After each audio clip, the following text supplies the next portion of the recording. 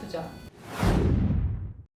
조각 투자 업체에 대한 이제 투자계약증권 발행에 대한 당국의 지침이 나왔어요. 사업하시는 분들한테 전 도움이 될 것 같아서 가져왔고요. 11월 29일에 증선위 의결 이후에 저녁 때 배포가 됐습니다. 제목은 조각 투자 시장의 규율을 지속적으로 확립해 나가겠습니다.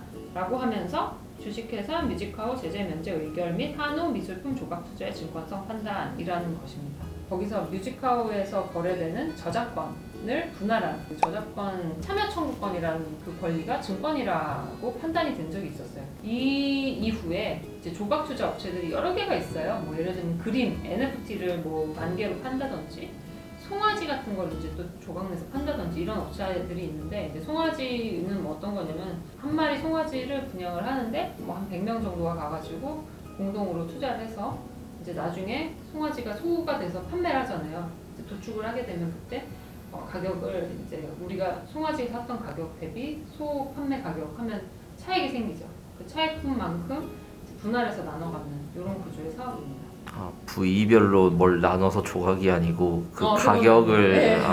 만약에 그랬으면 사실 뭐 나는 조각이라길래 나는 꼬리를 소유하겠다, 나는 뭐, 다리를 소유하겠다, 너는 이러면 등심 너는 안심 이러는 건 줄 알았어요. 그러면 차라리 이게 증권이 되게 어려워요. 왜냐하면 그냥 그 도축하고 나서 내가 안심을 가져오면 되는 구조잖아요. 뭐 거기서 위탁해서 판매할 수는 있겠지만 어쨌든 특정 부위를 제가 선택한 거기 때문에 굉장히 그거는 판단하기 까다로웠을 텐데, 여기서는 그게 아니었어요. 그냥 일괄적으로 가격을 이제 분할해서 나눠받는 구조였는데, 이게 좀 어떤 이슈가 있냐면 민법에서는 이제 공동 소유라고 해서 우리가 그냥 그걸 공동으로 가지고 있습니다라는 약정도 가능해요.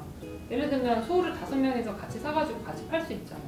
근데 이걸 100명으로 늘어난다고 해서 이게 증권이 된다는 게 약간 일반 사람들 입장에서는 이해가 안 되는 측면이 있었던 거죠. 이거에 대해서 의문이 있었어요. 그래서 이건 증권이 아니야? 이렇게 많이 쪼개서 판매하고 동일한 가치를 갖는 게 또 유통도 되는데 이거 증권이 아니야? 라는 이제 논의가 계속 됐었고, 그게 특히 뮤직하우 이후에 더 많이 이야기가 됐었죠. 뮤직하우가 증권이라고 판단이 되는데 그러면 그것과 동일하진 않지만 조금은 유사한 이런 조각 내서 판매하는 이런 사업체들의 사업의 성질은 대체 무엇이냐에 대한 이제 논의가 계속됐었고, 이거에 대해서 최종적으로 금융당국에서 이거는 투자계약 증권이라는 증권 발행입니다 라고 이제 명시적으로 이야기를 해준 겁니다. 근데 그럼 증권 발행을 하는 거는 어떻게 하냐? 발행은 아무나 할 수 있긴 해요. 아무나 할 수 있지만 대신 절차를 지켜야 되는데 그 절차가 생각보다 좀 까다롭습니다. 그러다 보니까 이 사업자들이 이제 그럼 나는 여태까지 투자계약증권이라는 걸 발행해 놓고서 증권신고도 제출 안 했네?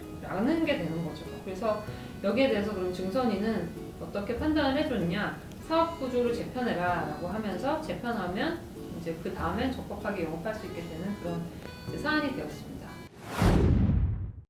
이때 재편 시 포함되어야 할 사항으로 이제 언급된 게 이제 어떤 거냐면, 이게 좀 중요한데요. 첫 번째가 투자자별 공유 지분 입증 및 물건 보관 위치 확인 수단 제공, 이거를 증권신고서에 그리고 기재를 해야 되고, 또는 사업자의 도산 위험과 법적으로 절연해야 된다라는 게 한 가지입니다.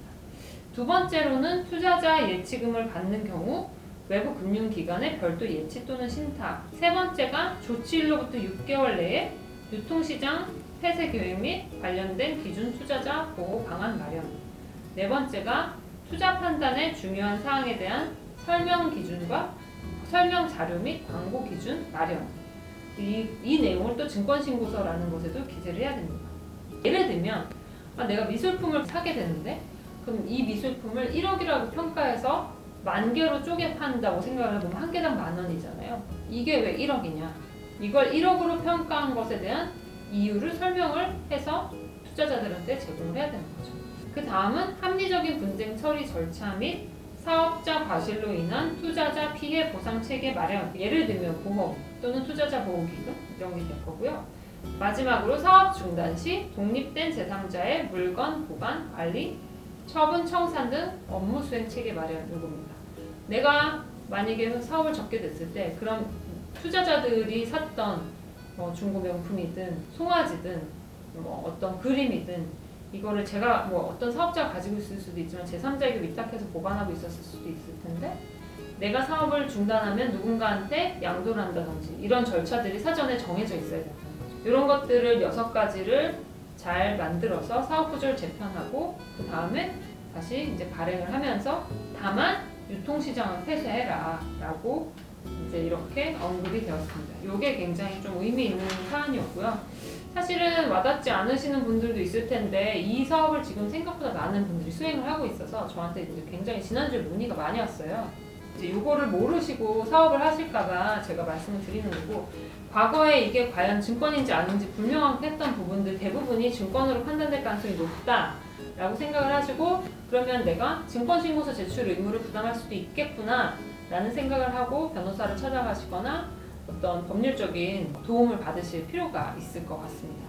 그래서 오늘 이 내용을 제가 준비를 했고요. 다음번에는 제가 이것과 관련된 다른 사례들을 한번 가지고 와서 설명을 해보도록 하겠습니다. 구독, 좋아요. 앞으로 사업하시다가 또는 코인 투자하시다가 항상 어려움이 있으실 수도 있는데 그럴 때 너무 좌절하지 마시고 저희는 또 변호사로서 법률적 조언을 드리고 또 많이 사업이 잘 되시길 응원하고 투자자들의 투자 역시도 또 잘 이루어지기를 항상 기원하는 마음입니다.